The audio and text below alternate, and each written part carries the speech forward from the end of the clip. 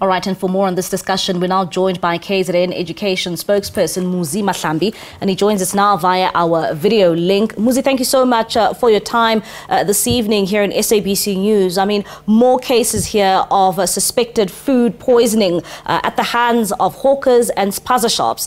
As the government of KwaZulu-Natal, the Education Department, how do you respond to the latest spate of food poisoning? This is very worrying. Like the MEC Gauteng was doing some visits there. The same year with our provincial government led by the Premier and the responsible MEC. They've been to some of these spaza shops. Like you have correctly indicated that in a matter of 3 days, 3 schools have been affected from 3 different districts. But what is comforting is that all these learners were treated and discharged. But we don't want to be seeing this moving forward, because it kind of like have a psychological effect on the learners, more especially it's during exams now, and it even affects some of the learners who are writing matric and those that are going to be writing internal examination. So we don't want any learner that will fall ill because of something that they have consumed, more especially if they have bought that thing. And Muzi, if maybe you can give us an update on the learners that were in hospital or healthcare facilities in the province. What symptoms did they present, and were the symptoms common all round throughout the 3 schools? And what condition are they in right now after they've been discharged? Mainly will be diarrhea, will be vomiting, will be complaining of stomach cramps. We can confirm that learners from Bongicele, 7 of them, reported for school yesterday. We can further confirm that the 32 learners from Simunye High School from Zululand, also 11 of them yesterday reported for school, but today all of them were at school. And the 10 from Sinamuva Primary School in Mbali that were affected yesterday. All of them, 9 of them reported for school today, except for 1 that parents decided to keep for observation.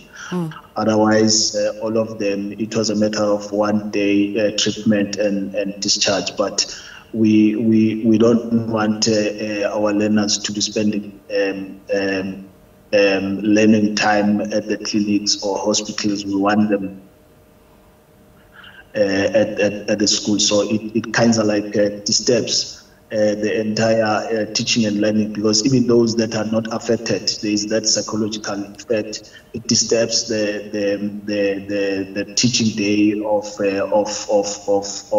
the school on that particular day once there is this outbreak. And Muzi, we do understand that it's not just a KZN issue. There's an issue in Gauteng. Other provinces like in Mpumalanga have also been experiencing, some of these issues when it comes to food contaminated cases, particularly with learners. And maybe if you can just give us an insight in terms of the KwaZulu-Natal government and the Education Department, how are you dealing with this crisis? Well, Minister of Health, Minister of Police, and Minister of Small Businesses, they led a media briefing on Monday, or sometimes this week, where they spoke length about the scourge and the program that the government as a whole has in trying to curb this kind of a scourge. One was comforted about the program that they outline. We are very much hopeful that once we start to see the rolling out of that program, we will see the reduction going to eradication of such occurrences. When it comes to how other provinces are dealing with this matter, earlier on in the week, I know that you made reference to national government. Earlier on in the week, we also heard from Gauteng Premier Panyaza Lesufi saying that in Gauteng, they will be deploying more food inspectors, to deal with this issue at the spaza shops. Is this something maybe KZN might also be looking into? Yeah, it's a collaborative kind of an effort. Where there's been an occurrence, Department of Health, Police, COGTA, and other departments, they come in jointly and go to that particular targeted tuck shop or spaza shop, and they also go to that particular school and they come up with a program.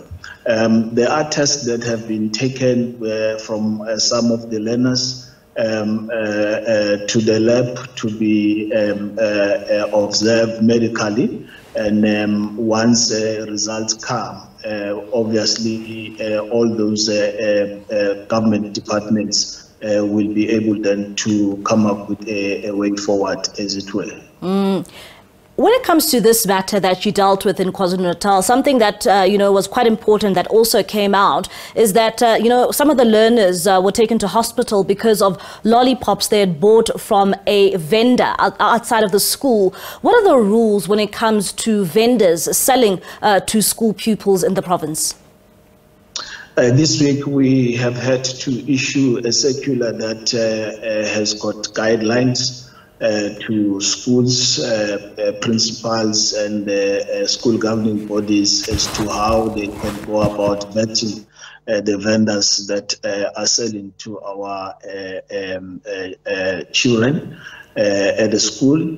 One of the guidelines that we now want to encourage them to be registered, to be in our database, so that they will be allowed to be inside the school premises, not outside, so that we can then have control, so that now and again the school management will be able to go and check whether some of the stuff that are being sold in good condition to be consumed by our learners. All right, Mr. Mahlambi, thank you so much for your time this evening and for that very important update when it comes to some of the learners who are in hospitals and healthcare facilities this week in KwaZulu-Natal because of those contaminated goods that they had consumed. That is Muzi Mahlambi, KZN Education Spokesperson.